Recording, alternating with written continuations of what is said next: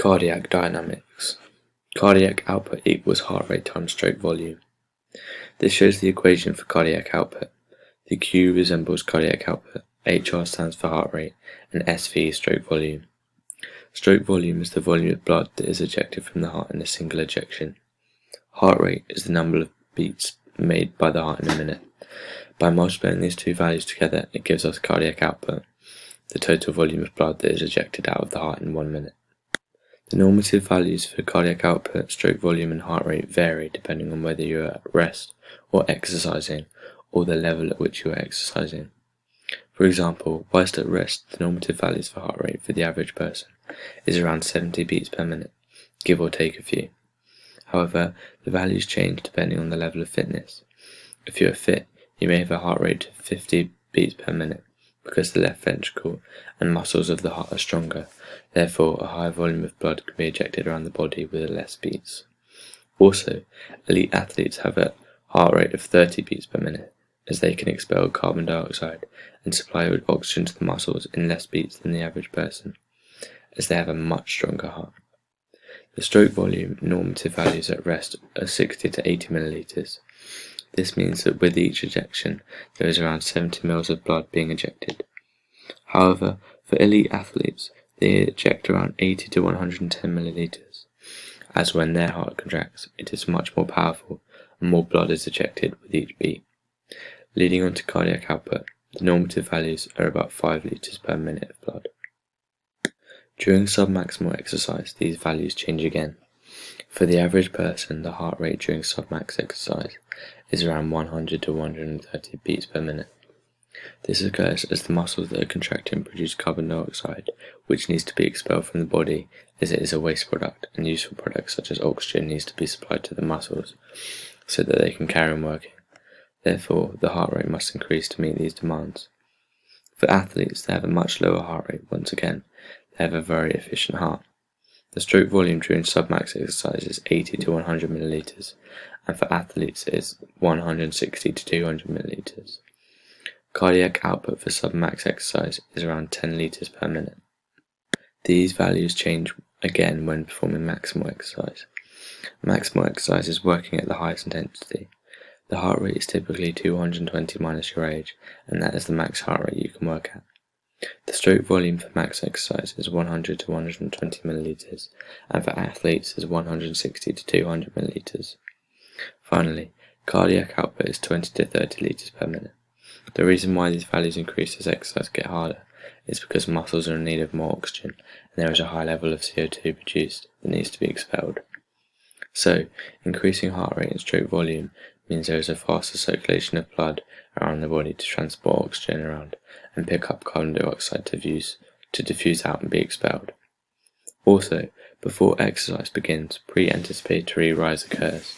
This is when the heart rate increases just before an event is about to occur, as a release of hormones such as adrenaline and noradrenaline from the adrenal glands into the bloodstream. This may increase the heart rate around 10 more beats per minute. These are two graphs to show the heart rate during two maximal tests. The graph on the left shows the heart rate change during the Wingate test, and the graph on the right shows heart rate variation during the multi-stage fitness test.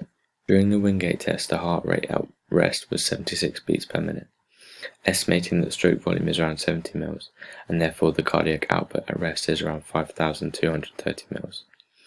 At this point, there is a steady sufficient circulation of oxygenated blood around the body. It is supplying enough oxygen to working muscles for slight adjustments in posture, for example. The small amount of carbon dioxide that is produced will also be diffused into the blood and taken to the lungs, where it will be diffused into the alveoli and then exhaled. The heart rate, however, changes when in the pre-test stage. This is due to a process known as anticipatory heart rate rise.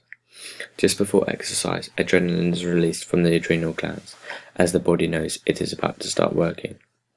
A signal is then sent to stimulate the SA node for an increase in heart rate. The reason for this is to circulate more oxygenated blood around the body, so that when the performer does start to work and muscles do start to contract, there is a readily available supply of oxygen in the blood that muscles can use. Also, waste products such as CO2 are flushed out during anticipatory heart rate rise too. This is why it shows in the graph an increase in the heart rate from 76 beats to 102 beats per minute. When the test starts, there is a very high intensity, and the muscles are working very forcefully. At this point the anaerobic systems are in place, and there is a high level of stress on the muscles. Carbon dioxide is produced as a byproduct of muscle contraction, and the heart rate increases in order to remove the waste products. After the test is finished, there is a huge buildup of waste products, and the energy system is switched to the aerobic system. The body has used lots of the oxygen, and the muscles are in demand of more. Chemoreceptors detect the low levels of oxygen and the high levels of CO2 in the blood, and send this feedback to the cardiac control center in the medulla. The control center responds by sending an impulse to the SA node and stimulates the conduction system to work, increasing the heart rate so that more oxygen can be supplied to the muscles and more waste products can be expelled. Thermoreceptors also detect an increase in temperature. This heat is created as a byproduct of muscle contraction during Wingate test, whereby lots of muscle contractions take place, specifically in the quadriceps and hamstrings. The thermoreceptors detect this change and send the feedback to the cardiac control center, which then sends an impulse to the SA node to speed up heart rate. Lastly, proprioceptors detect the large change in movement from when at rest before the Wingate test and during the test. The change in movement is detected, and feedback is sent to the cardiac control center once again to increase heart rate by sending impulse to the SA node. This explains why there is a large increase in heart rate in post-test of 166 beats per minute. The estimated stroke volume during this is around 100 mils, meaning the cardiac output is around 16.6 litres per minute. The graph showing heart rate during the multi-stage fitness test tells us that there is a resting heart rate of 68 beats per minute. The average stroke volume at rest is 70 mils, and therefore cardiac output is 4,760 mils. The muscles are supplied with an efficient amount of oxygen at this point. However, anticipatory heart rate rise occurs, and the heart rate rises to 75 beats per minute, readying the performer for exercise by circulating oxygenated blood. Then the test begins, and the proprioceptors will pick up and detect an increase in movement, and will send this feedback to the medulla, telling the heart rate to increase slightly. At stage 2, the heart rate has increased to 85 beats per minute. The heart is ejecting enough oxygenated blood around the body and is supplying the muscles with enough oxygen. At stage 4 in the multi-stage fitness test, the heart rate rises to 104 beats per minute. This stage is known as submax, and the estimated stroke volume is around 100 milliliters, so cardiac output is 10.4 liters per minute. As the test progresses, so does the intensity, and the heart has to work harder to supply the oxygen to the muscles. Feedback is given to the cardiac control center to increase the heart rate from thermoreceptors detecting an increase in body temperature and chemoreceptors detecting varying levels of oxygen in the blood. The heart rate will then increase to supply enough oxygen. Post-bleep test, the heart rate is 169 beats per minute. The maximum heart rate of the individual was 203. The estimated stroke volume at maximal exercise is 110 milliliters, and therefore the cardiac output is 18.59 liters per minute. Post-test, the body has to get rid of the waste products from the exercise and gradually return to resting heart rate. Oxygen needs to be supplied to the muscles and carbon dioxide needs to be flushed out. Chemoreceptors detect these changes and send the feedback to the cardiac control center, which sends an impulse to the SA node, resulting in an increase in heart rate. As time goes on, the heart rate will steadily decrease back to normal as waste products have been flushed out and the muscles are supplied with oxygen. In sporting application, there are many times throughout a hockey match when the heart rate varies. First of all, before even performing any exercise, the heart rate will rise slowly due to anticipatory heart rate rise. This is because the body knows exercise is going to occur, and adrenaline and noradrenaline is released from the adrenal glands, causing impulses to be sent to the SA node, meaning contractions of the heart to happen, therefore an increase from normal resting heart rate. Just before a game, the hockey player's heart rate rises, and the player will come onto the pitch and start to play hockey. The muscles at this point will be supplied with oxygen, and the heart will begin to rise and rise even more when the player's energy system converts to aerobic glycolysis. This is because the energy system will be producing ATP by the use of oxygen.